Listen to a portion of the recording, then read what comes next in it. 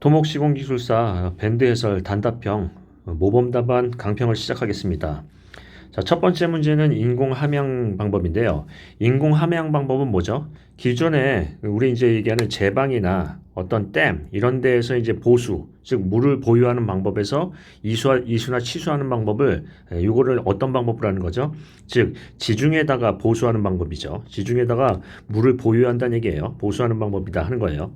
그래서 인공함유항공법에 대한 부분에서는 이제 기본적으로 공법명이니까 종류, 그 다음에 특징하고요. 꼭 시공식 유의사항을 안 쓰시더라도 제일 중요한 거는 입지 조건이니까 입지 조건 선정시 고려사항, 선정시 고려사항, 뭐 이 정도가 가장 기본적인 대제 제목이 되겠죠. 그래서 이제 내용을 왼쪽을 보시면 정의 잘 쓰셨고요. 그 다음에 배경 및 효과하는데 가급적이면 이런 부분은 복합대 제목으로 쓰는 것보다 하나를 상세히 쓰시는 게 좋겠습니다. 즉 여러 개를 다 내용을 부실하게 쓰는 것보다는 하나라도 상세히 쓰시는 게 낫겠죠. 그래서 가급적이면 얘기를 드리자면 복합대 제목은 좀 지양해 주시는 게 좋겠고요. 그 다음에 종류하고 특징을 쓰실 때 종류는 열거를 하시고요. 특징은 두 개나 중요한 부분에 대해서 두 개나 한 세 개 정도를 요약을 하시는 게 낫겠는데 한 두 개 정도 하시면 좋겠네요. 여기 이제 하나만 했는데 그래서 특징에 대한 부분을 얘기를 했는데 여기 이제 특징이 제일 중요하지만 특징에 대한 부분은 항상 어떤 얘기를 한다? 이유를 쓰셔야 돼요. 왜 좋은지, 왜 나쁜지요. 그래서 우리 뭐 시방서 같은 걸 보더라도 뭐뭐함으로 뭐뭐한다 또는 이런 식으로 이유나 사유가 분명히 있으니까 특징에서도 뭘 써주신다? 이유를 쓰는 거예요. 그런데 여기 이제 내용을 잘 쓰셨어요. 입지 조건 선정 시 주의사항에서 뭐 내용을 잘 쓰셨는데 한번 보겠습니다. 이 함양공법이 이제 우리 원론으로 돌아가서 이게 요술방망이처럼 어떤 이수와 치수에 대한 어떤 근본적인 대안이 될 수 있나요? 자, 우리 이제 최근 문제를 보겠습니다. 최근에 어떤 문제점을 보면은 도심지 같은 데서도 볼 수 있고 다른 데도 볼 수 있는데 세 가지를 도식화해서 한번 해볼까요? 첫 번째는 뭐죠? 강우 강도, 우리가 얘기하는 강우량이 저하가 되고 있어요. 맞나요? 예, 어떤 강우 강도의 특성이 변화가 돼서요. 강우량이 저하가 되고 있다 하는 거고요. 두 번째, 개발을 하기 때문에 뭐가 된다? 유역의 불투수 면적이 커지고 있어요. 불투수 면적이 커지고 있으니까 어떻게 되는 거예요? 침투가 안 된다. 함양이 잘 안 된다 하는 거고요. 그 다음에요.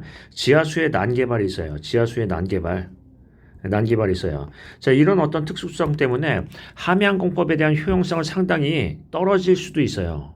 그러니까 여러분께서 이 논술을 쓰실 때는 뭐가 중요하냐면 이 인공함양공법의 효용성, 즉 뭐예요? 지하수의 함양량에 대한 적정성 평가가 상당히 중요해요. 그게 함양량이 실제로 그렇게 많이 있을 수 있는지 끌어다 모을 수 있는지 이 부분에 대해서 먼저 근본적으로 검토를 하고 위치 선정을 해야 되겠다라는 결론이 나와야 되겠죠. 그래서 먼저 이런 부분을 생각해 보시면 뭐 한다? 근본적으로 뭐부터 해야 되는지 그런 부분을 생각을 하셔야죠. 즉 최근에 어떤 강우 강도 특성 등의 변화와 어떤 부분이요? 인공 함양 기술의 적정성 검토 이게 중요하다라는 결론을 내릴 수 있겠네요. 그래서 항상 논술에서는 무엇을 생각하신다? 논리적인 결론 또는 기술사적인 의견이 중요하고요. 자, 그 다음 가보겠습니다. BTOS하고 BTORS하고 BTOA요. 자, 이거는 이제 우리 기존의 BTO 공법에서 문제점이 많으니까 리스크 쉐어링 또는 이제 리스크에 대한 어드저스트먼트, 즉 손익을 우리 이제 쉐어링하거나 아니면은 조정을 한다는 얘기죠. 근데 이제 예를 들자면 이게 이제 손익 보정에 대해서 높은 수익률로 보전해 주는 게 아니라 어떻게 한다? 정부와 민간이 70대 30이냐, 50대 50이냐 이렇게 이제 한다라는 얘기죠. 그래서 가장 중요한 거는 이제 손익 부담이에요. 여기 이제 내용을 보시면 추진 방식에 비교해서 AB 타입이니까 비교표를 많이 쓰셔야 되는데 특히 뭐에다가 집중하셔야 된다? 손익 부담에 대한 부분을 어떻게 할 것인가 구체적으로 써주셔야 돼요. 여기 있는 내용을 보시니까 비교표를 여러 가지로 나눠서 잘 쓰셨네요. 정부 보전 내용 또는 부도 위험에 대한 부분 또는 예를 들어서 적용성 어느 부분에 적용하는 게 좋은지 한계성 잘 쓰셨어요. 근데 이것도 한번 보겠습니다. 근본적인 문제로 돌아가서 이 BTORS하고 BTOA 이게 나온 게 뭐죠? 손익률이에요. 손익에 대한 부분의 손익 배분이에요. 이해되시죠? 자, 그럼 한번 보겠습니다.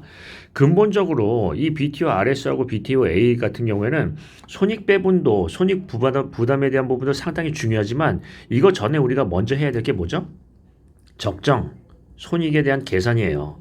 손익에 대한 산정. 이해되시죠? 즉, 손익에 대한 산정이 부실하면 배분을 할 때도 문제가 될 수밖에 없죠. 그래서 어떤 의견을 제시할 수 있다? 손익 산정에 대한 어떤 정확성, 손익 산정에 대한 객관성을 얘기해 보겠습니다. 즉, 관주도의 어떤 손익 산정에 대한 부분에서 집중을 하는 게 아니라 민, 관, 정부 다요. 우리 이제 3개 분야가 있죠. 정부에 대한 관에 대한 부분이 있고요. 그다음에 민간에 대한 부분이 있고요. 그다음에 또 뭐가 있죠? 학계도 있죠. 이런 부분에서 손익 산정을 해서 적정성 평가를 하고요. 공청회나 이런 부분을 해서 어떤 신뢰도를 높이고요. 그렇게 한 다음에 그 손익 계산된 부분을 해서 사업을 추진하면 이 손익 분담에 대한 부분이 결국은 이제 어떤 이익에 대한 부분이니까 더 BTO나 BTO RS나 BTO A를 하기 전에 그 부분이 더 중요하다는 거죠. 그래서 어떤 얘기를 해요? BTO RS와 BTO A의 추진 전 손익 계산에 대한 적정성 얘기를 꺼낼 수도 있어요. 근본적인 문제는 이거일 수도 있다라는 얘기죠. 그래서 한번 생각해 보겠습니다. 기술사는 뭐냐면 이 제도에 대한 부분이나 이런 그 질문 요지에 대한 부분을 상세히 쓰는 것도 중요하지만 근본적인 문제는 어디 있느냐, 기술사적인 의견에서 어떤 부분을 해결해야 되느냐 하는 의견이 굉장히 중요하거든요. 따라서 논리적인 어떤 결론을 내는 게 중요하겠습니다. 이해되시죠? 자, 그 다음에 다음 문제 한번 보겠습니다. 탄성파 토모그래피. 이거는 이제 단층 조사 얘기하는 거죠. 우리 이제 의학에서 단층 조사하는 것처럼 하는 건데, 자, 이게 무슨 얘기죠? 기존에는 이제 보통 탄성파 탐사 같은 경우로 하면 어떻게 해요? 발진자하고 수진자가 전부 다 지표에 있었어요. 그래서 지표에 대한 부분에서 파의 반사파를 가지고 속도를 측정해서 지지를 조사했는데 우리는 어떤 부분으로 가냐면 탄성파라는 거는 내부에다가 얘를 천공을 한 다음에 발진자와 수진자를 배치를 하는데 발진자가 있고 수진자가 있다면 수진자는 지표에도 있고 또 어디에도 있어요? 지중에도 있다 하는 거죠. 그래서 이 부분에 대해서 어떻게 한다? 심층에 대한 부분을 판단할 수 있다라는 건데 이렇게 보시면 여기서의 한계성은 뭐죠? 우리 2차원적인 부분이 문제가 있죠. 따라서 앞으로 발전 과제에서는 어떤 얘기를 할 수 있다? 3차원 토모그래피를 얘기 꺼낼 수 있죠. 그래피. 그래서 여기 내용을 쓰신 걸 보시면 정의가 있고 그다음에 기존의 어떤 차이점적인 부분에서 탄성파에 대해서 지표하고 뭐 예를 들어서 이제 시추공내 심층에 대한 부분을 얘기를 하는데 여기 이제 활용성이나 다 좋다 이거예요. 그런데 결론은 어떤 얘기를 꺼낼 수 있어요? 키워드로요. 3차원 토모그래피의 활용과 그 활용 방법 얘기를 꺼낼 수가 있겠죠. 결론은 그래도 3차원 지질이라는 거는 지층 분석이라는 거는 2차원적으로만 할 수 있는 게 아니라 3차원적인 부분에서의 어떤 전리 방향성이나 이런 것들이 중요하기 때문에 3차원 토모그래피에 대한 어떤 필요성과 방법 얘기를 꺼내는 게 결론이 될 수 있겠습니다. 자, 마지막 문제 볼까요?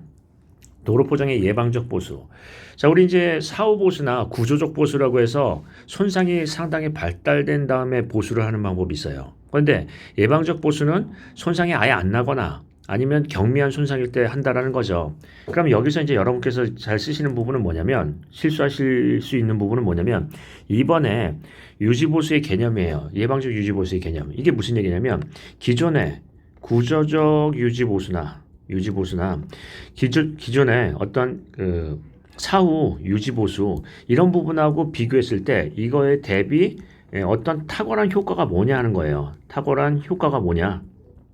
즉 기존의 유지보수하고 완전히 다른 게 뭐냐라는 것을 이 효과에 설명을 하셔야죠. 예를 들자면 이런 얘기죠. 자, 시간이 지나간다, 공용성은 떨어진다면, 자, 이게 이제 예방적 유지보수에 대한 수준, 예방적 유지보수에 대한 어떤 목표 수준이 있고요. 여기는요, 구조적 유지보수에 대한 어떤 목표 수준이 있어요. 그러면 예방적 유지보수는 항상 최상의 수준으로 유지하는 이런 상태를 유지하는 유지보수이기 때문에 어떻게 된다? 항상 위로 올라가지만 최상의 상태를 하지만 이 유지보수에 대한 비용은 적다라는 거예요.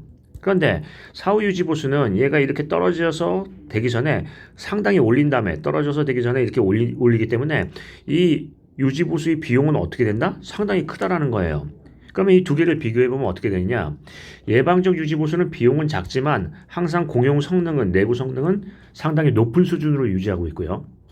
구조적 유지보수는 어떻게 된다? 비용은 많이 들어가는데 반해서 어떻게 된다? 이 성능은 떨어질 수가 있다는 얘기죠. 그래서 이 표에 대한 부분에서 정확하게 이해를 하시고 정확한 어떤 효과를 즉 구조적 유지 보수에 대해서 탁월한 효과를 설명을 하실 수 있어야 돼요. 구체적으로 설명. 이게 핵심이죠. 왜 예방적 유지 보수를 해야 되는가 굳이 그거를 생각하셔야죠. 자, 그다음에 예방적 유지 보수 기법에서 여러 가지를 쓰셨는데 맨날 이제 나눠드린 자료로만 보시다 보니까 문제가 뭐냐면 이게 공법적인 부분만 쓰셨다는 거예요. 자, 어떤 부분이 있다? 기술적 부분도 있지만 시스템적 부분도 분명히 있죠. 예방적 유지 보수에서는 중요한 게 공법보다도 중요한 게 그 적정 시기예요. 언제 해야 하느냐? 너무 빨리 해도 안 되고 너무 늦게 해도 안 되고요. 그래서 그 적정 시기에 대한 부분에서 우리가 어떤 얘기를 꺼낼 수 있어요? 자산 관리 시스템. 또는 뭐 예를 들어서 스마트 건설 건설에 대한 부분을 얘기할 수 있는데 뭘 하죠? 자동 측정 시스템 뭐 이런 것들로 할 수 있죠. 이미지 프로세싱이라든지 아니면은 자동 편탄성 측정 장비라든지 드론이라든지 이런 것들을 얘기할 수 있어요. 그러면 자 한번 보겠습니다. 대책에 대한 부분에서 유지보수 방법에 대해서는 뭐가 많이 빠졌어요? 시스템적인 부분이 빠졌고요. 그 시스템적인 부분에서 뭐가 제일 중요해요? 자산관리 시스템 뭐 이런 키워드가 나와야죠. 즉 무슨 얘기냐면 예방적 유지 보수는 성능이 어떤 최상의 성능을 항상 유지해야 되기 때문에 예방적 유지 보수에 대한 적용 기준, 즉 이 보수 시기를 언제 잡느냐가 핵심이에요. 그러면 그 예방적 유지 보수에 대한 보수 시기를 잡는다고 한다면 그걸 어떤 도구, 어떤 시스템으로 할까요? 그게 나와야죠. 그래서 시스템에 대한 부분을 설명하신 다음에 이런 키워드, 중요 키워드를 설명할 수 있겠습니다. 자, 그러면 정리를 할까요? 자, 제발 답안을 보실 때 모범 답안이나 아니면은 그 기존에 있는 자료를 참고를 하시고 거기만 쓰지 마세요. 즉 뭐냐면 근본적인 문제는 뭔가, 근본적인 해결책이 뭔가 이런 부분에 대한 고민이 있고 거기에 대한 어떤 해결책을 조금 더 쓰시려고 노력을 한다면 좋은 기술사 답안이 될 수 있겠죠. 기술사 답안은 이렇게 얘기할 수 있겠습니다. 책에 있는 것을 달달 외우고 기존에 있는 것을 하는 게 아니라 문제점을 발췌하고 대안을 제시할 수 있는 사람, 따라서 논리적인 결론과 문제제기, 논리적인 어떤 대안 이런 부분에 대해서 조금 더 집중하시면 물론 답안이 허접할 수 있더라도 그런 의견이 있다면 붙여주죠. 그래서 기술사적인 답안에 대해서 집중을 하십니다. 제가 요즘에 가끔 그 답안에 대해서 남의 답안 보지 말라 또는 남의 답안에 대해서 너무 맹목적으로 하지 말라 또는 어떤 참고자료나 이런 부분에 대해서 맹목적으로 그것이 정답이라고 생각하지 말라 해서 스트레스를 받으시는 분이 종종 있는 것 같은데요. 그 스트레스는 그렇게 나쁜 것은 아니에요. 즉 어떤 기술사적인 생각을 하시다 보면은 그만큼 기술사처럼 지식이 늘어나겠죠. 생각의 폭도 넓어지고요. 기술사다운 답안을 기대하겠습니다. 자, 이번 주도 고생 많으셨습니다.